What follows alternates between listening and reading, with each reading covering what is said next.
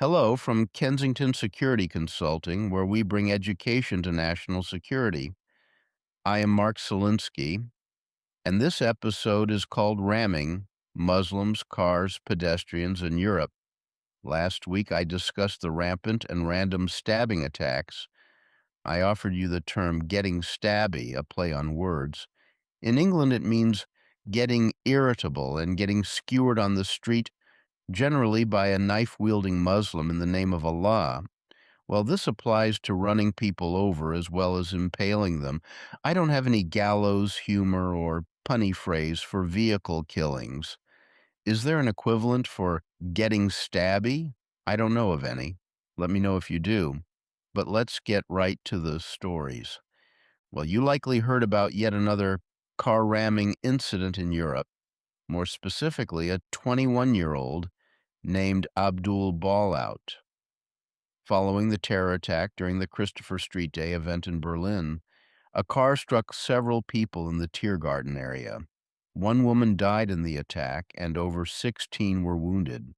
According to the German magazine Bild, he was a German citizen of Lebanese descent. If you are curious about Christopher Street, it is a famous street in Manhattan that attracted many gays before the Stonewall Riot of 1968. Back to Berlin. Well, Ballout had a past, not a clean one. In fact, he has a long criminal record. But why would a repeat offender plow a car into a group of peaceful gays celebrating an annual festival? Why kill his fellow countrymen? What gives? Well, the answer lies in Islamofascism. Last week, I shared an episode called Getting Stabby. I quoted Robert Spencer, and I will do so again. The Islamic State issued this call back in September 2014. Here it is. So, O Muwahid, do not let this battle pass you by wherever you may be. You must strike the soldiers, patrons, and troops, strike their police, security, and intelligence members, as well as their treacherous agents, destroy their beds, embitter their lives for them, and busy them with themselves. And as it continues, if you are not able to find an IED or a bullet, then single out the disbelieving American, Frenchman, or any of their allies, smash his head with a rock, or slaughter him with a knife, or run him over with your car, or throw him down from a high place, or choke him or poison him. Sound familiar? It should be, because this sentiment is often repeated by Muslim clerics. Notice that the demand is to kill by any means possible, with a bullet, bomb, poison, rock, knife, or car.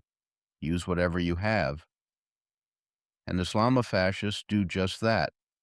According to Bild, Ballout was long part of the Islamofascist scene in Berlin. German Chancellor Friedrich Merz declared, "We will not allow this poison of terrorism to spread further in our society." That was tough talk indeed, but what are the chances he will purge the poison of terrorism from Germany? And notice that Chancellor Merz did not mention Islam, let alone Islamofascism. I have discussed this ad nauseum. Western leaders avoid at almost all costs the ideology that drives the attacks, and that ideology is Islamofascism. European leaders are not alone. Several gay activists openly stated this. Before Ballout's identity was known, they hoped the perp was a Christian white person.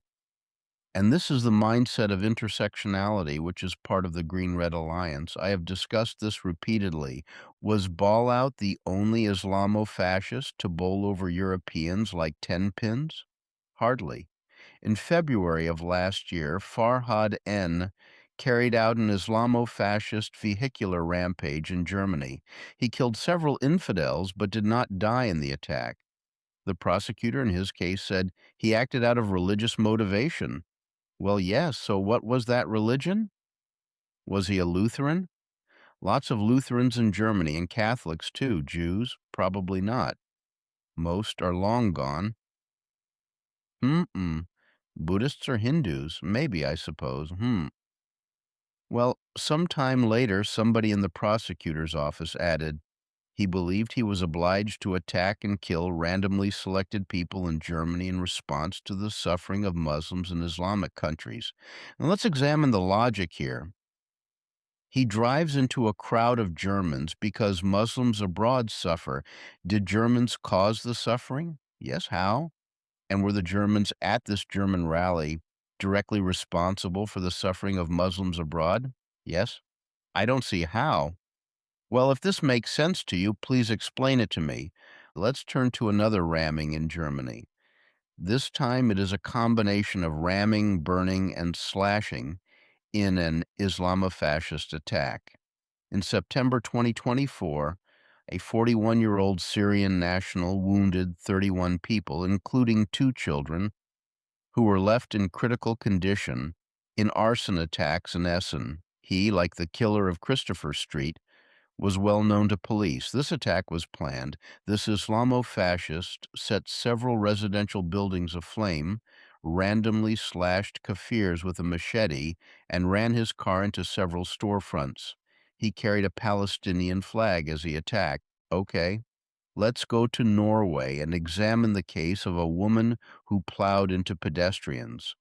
An Islamo-fascist woman deliberately ran her sports utility vehicle into a man who had just burned a Quran. But you would not know this from the AFP headlines. Robert Spencer pointed out the AFP headlines, which read, "Woman jailed over car chase with Norway anti-Islam activist." Well, yes, this is true, I guess.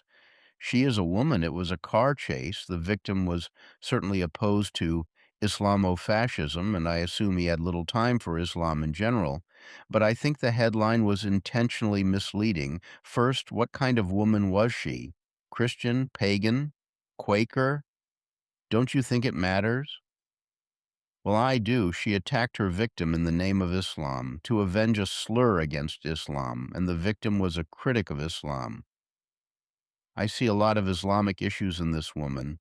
Let's go to the car chase. Maybe it is me, but I think of a car chase as Bonnie and Clyde types of things. Or the scene in The French Connection, a great movie. Better yet, Steve McQueen scouring the streets of San Francisco with his '68 Mustang and Bullet. But is running over somebody with a car chase? What do you think? I would call it a car killing.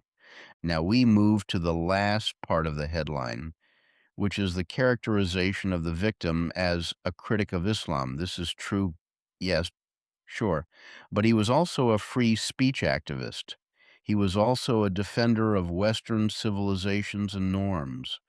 He was a Norwegian patriot. So I suggest we conjure up some alternative headlines. These are a few. Female Islamofascist tries to kill Norwegian patriot. Here is another one. Rampaging Muslim woman, berserker kills civil rights advocate. I could go on, and yes, I am being sarcastic. I'll stop. But I think you get my point, and this is about it for this episode. Thanks for listening. Nothing in this podcast represents the official position of the United States government. I am very excited about the publication of my latest book, Cauldron of Terror: Hamas, Israel, and the World, 500 Days in Gaza. On behalf of Kensington Security Consulting, until next time, this is Mark Selinsky, out here.